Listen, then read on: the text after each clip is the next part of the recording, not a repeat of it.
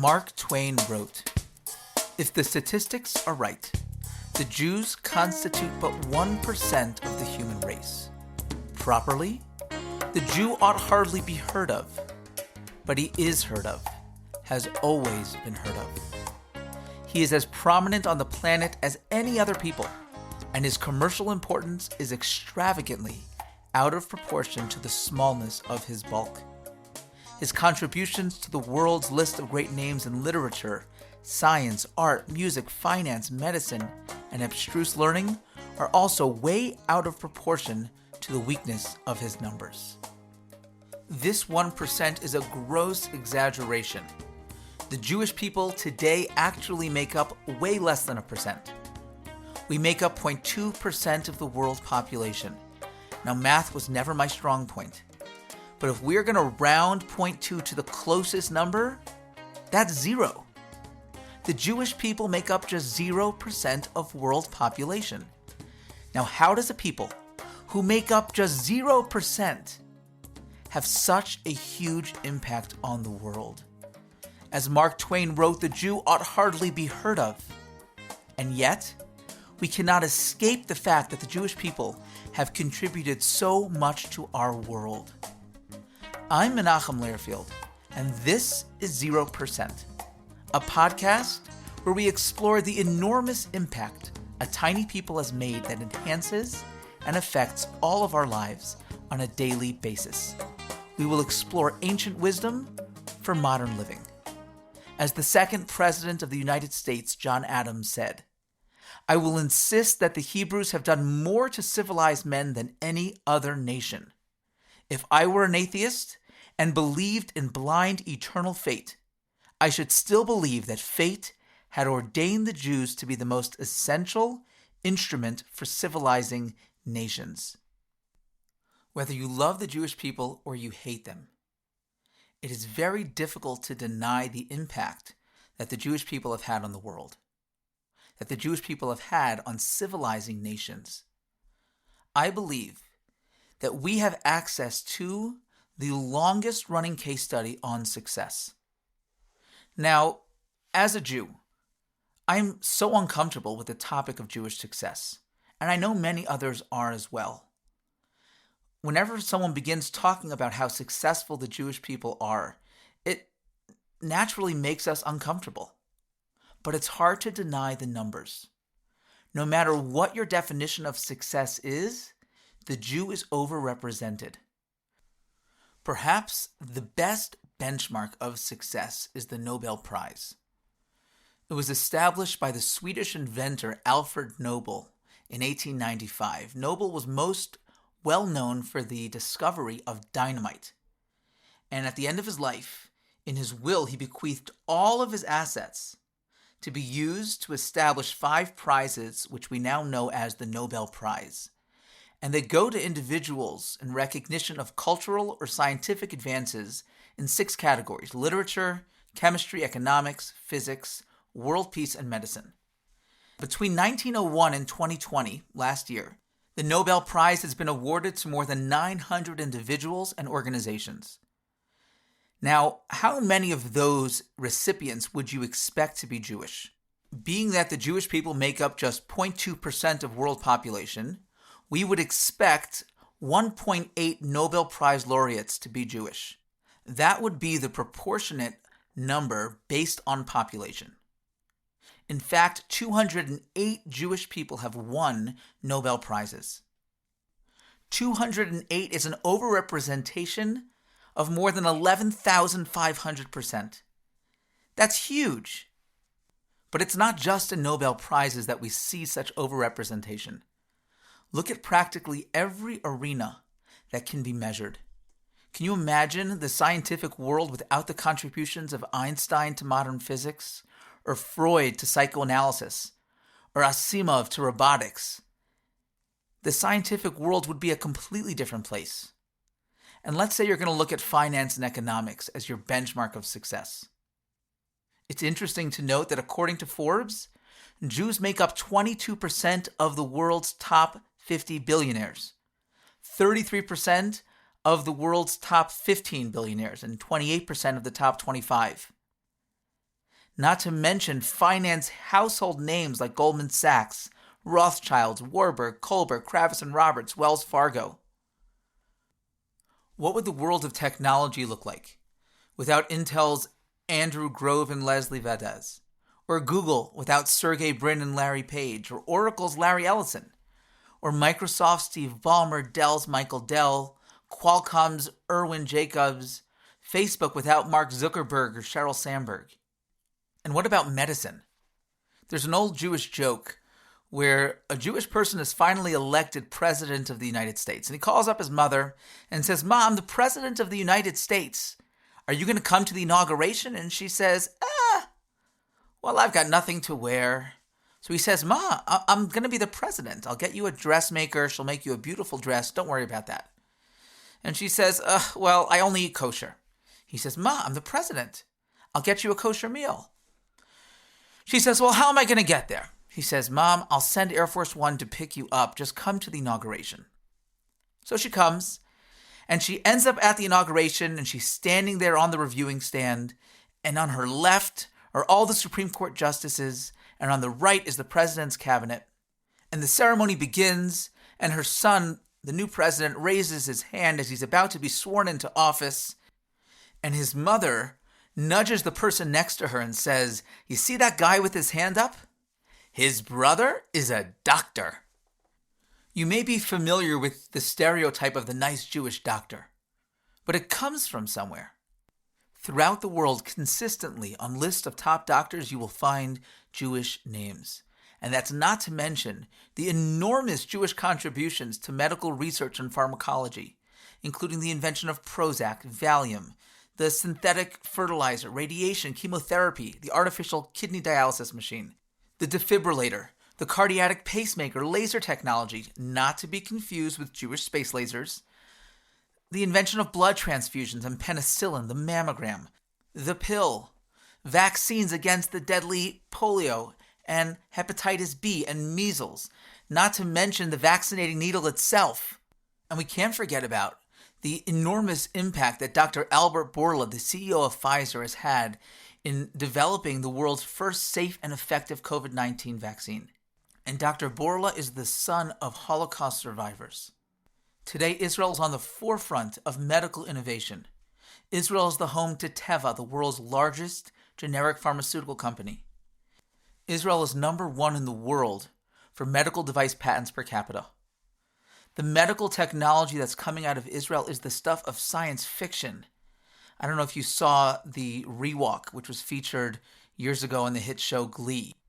But it's basically a bionic robotic exoskeleton which allows paraplegics the ability to walk and even run. Runners in London and Tel Aviv have actually completed marathons with the Rewalk. Here are paraplegics that thought they would never walk again, and they're running marathons thanks to Israeli technology. The pill cam, which allows doctors to see the inside of the digestive tract without any invasive procedures or colonoscopies or anything. You just swallow a pill and they can see the inside of your body. Or this thing called BioWeld, which is used now instead of stitches or glue, which uses cold plasma, and within minutes it seals the wound and disinfects it with almost no scarring and no recovery time. And have you seen this thing called BioRetina? It's a technology that restores vision to people blinded by retinal disease. It's basically this tiny implantable device that's inserted into the retina in a 30-minute outpatient procedure, and it turns into an artificial retina that melds to the neurons in the eye. And it charges itself with this pair of glasses that it comes with. And if somebody is blind or visually impaired and that's not an option, there's another Israeli technology called Orcam, which is a camera that magnetically attaches to the side of a pair of glasses. You can barely even see it. And it reads text displayed on any surface, and it can also identify objects or specific faces or amounts of currency or anything that somebody who's visually impaired or blind would need to see. So it has this discrete earpiece, which will basically, through audio, tell you everything that you would be seeing with your eyes. So blind people can interact with their world without the need of somebody else. It really gives them a sense of independence. There are so many successful cancer treatments coming out of Israel. And we can spend hours discussing the impact the Jewish people have had on the world of medicine. But let's say you want something a little lighter. Maybe entertainment is your benchmark of success. Well, if it is, 6 of the 8 biggest Hollywood studios were founded by Jews. And still today, the rolling credits of almost every single movie can be confused for a Hebrew school roll call. It's just Jew after Jew after Jew. What about law? Now, not only are Jewish names listed among the top partners and law firms in every major U.S. city, I mean, just think about it. Just naming 3 Jewish names in a row sounds like a law firm. But at the time that I'm recording this, in the 117th Congress, there were 27 Jews in the House, which is more than 6%, and 10 Jews in the Senate, which is 10%. Before Justice Ruth Bader Ginsburg of blessed memory passed away, Jews accounted for 1/3 of the Supreme Court justices. So in the world of law also, the Jewish people are so overrepresented. Can you even imagine a world without Jewish inventions? Jews invented jeans and lipstick, the ballpoint pen, the weekend, instant coffee, the television remote, traffic lights, Scotch Guard, the flexi straw, which I know is illegal in many places right now, genetic engineering, the nuclear chain reactor, movies with sound, videotape, color television, instant photography, the holograph, discount stores, pawn shops, the shopping cart, the ready-to-wear clothing industry, the wire transmission, the fax machine, the microphone, the gramophone, the microprocessing chip. Every computer and smartphone in the world is using some sort of microprocessing chip developed, invented by the Jew. The optical fiber cable, laser cellular technology, the videotape recorder, drip irrigation, which is one of the most amazing technologies coming out of Israel, that's allowing people throughout the world in the most remote locations to grow produce with very little water. The scale model electric trains, the pager, the walkie-talkie, refrigerated railroad cars, the incandescent lamp, Kodachrome film, the blimp, the adding machine, stainless steel, tapered roll bearings, and the list goes on and on and on. I remember there was a short video that was put out by Jularius a couple of years ago.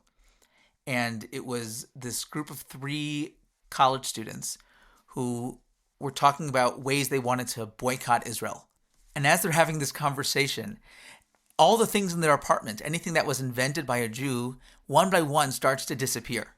And it says, well, the computer was developed with Intel chips, which were developed in Israel. And their computer disappears, and their cell phone disappears, and the jeans that the guy's wearing disappears, and all of a sudden the guy gets polio. For those real BDS people out there, those who want to boycott, divest, and sanction Israel, if you really want to boycott Israel and the Jewish people, then stop using all of our technology. You cannot use a computer or a cell phone or any modern technology today without using something that was developed in Israel by the Jewish people. Or as the Jewish comedian Gary Goldman puts it, if you want to hate us, then fine. But then drag your crippled polio legs up to the TV to change the channel on your black and white television, and good luck finding a TV show that wasn't written, directed, starring, and produced by 68 Jews. You're not going to find it. Because the Jewish contribution to the world in economics and finance and science and technology and medicine and entertainment and law is just too great to even list, much less live without. So how do we understand this? How do we explain the phenomenon of the Jewish people overrepresenting in so many different arenas? How do we understand Jewish success? On one end of the spectrum, we have the anti-Semites of the world, who believe that the only reason why the Jewish people have been so successful despite so many things stacked against them, the only reason why the Jewish people have excelled with their hands tied behind their backs, is because they have somehow manipulated the system.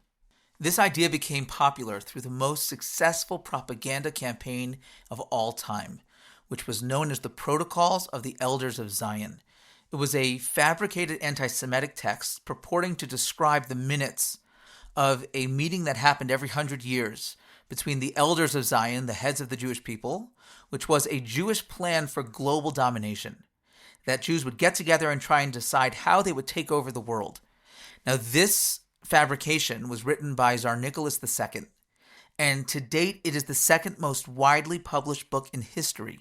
It's been translated in almost every language in the world. But clearly the Protocols of the Elders of Zion is a fabrication. It's been proven many times that it is obviously not true. Besides, the very fact that Jews can get together in a room and agree on something is completely absurd. On the other end of the spectrum are people who believe that the Jews have been so successful just because they're naturally smarter or brighter than others. This has absolutely no scientific basis to it whatsoever. And I see how either one of these theories would make us feel uncomfortable. But the truth to Jewish success has nothing to do with who we are as a people. Jewish success has more to do with Judaism than it has to do with the Jewish people. And that is an idea that we shouldn't be uncomfortable about sharing. That is an idea that we should be proud of. It's Jewish wisdom that has transformed the world, and Jewish wisdom that has the ability to continue transforming our world in the future. What I want to do with this podcast is explore the black box that is Jewish wisdom, the black box that has produced the remarkable things that we've seen, and the reason why the Jewish people have been so successful. Throughout Jewish history, Jews have always been the first to jump on every ism out there except for Judaism. I really hope that the Jews who are listening can realize that there is so much treasure in your own backyard. There is so much Jewish wisdom that we can learn from. And for those who are not Jewish, I hope that you too can find value in what we talk about. As Paul Johnson put it in The History of the Jews, all the great conceptual discoveries of the human intellect seem obvious and inescapable once they've been revealed, but it requires a special genius to formulate them for the first time. The Jews had this gift. To them we owe the idea of equality before the law, both divine and human, of the sanctity of life and the dignity of the human person, of the individual conscience and so personal redemption, of collective conscience and so of social responsibility, of peace as an abstract ideal and love as the foundation of justice, and many other items which constitute the basic moral furniture of the human mind. Without the Jews, it might have been a much emptier place. There are so many values and ideals that we take for granted today here in the Western world. There's so much value in learning where these ideals come from. And that's what I hope to share with you here on 0%. Just 18 minutes each week. Don't forget to subscribe so you never miss an episode, and share with your friends. We'll see you back here next time.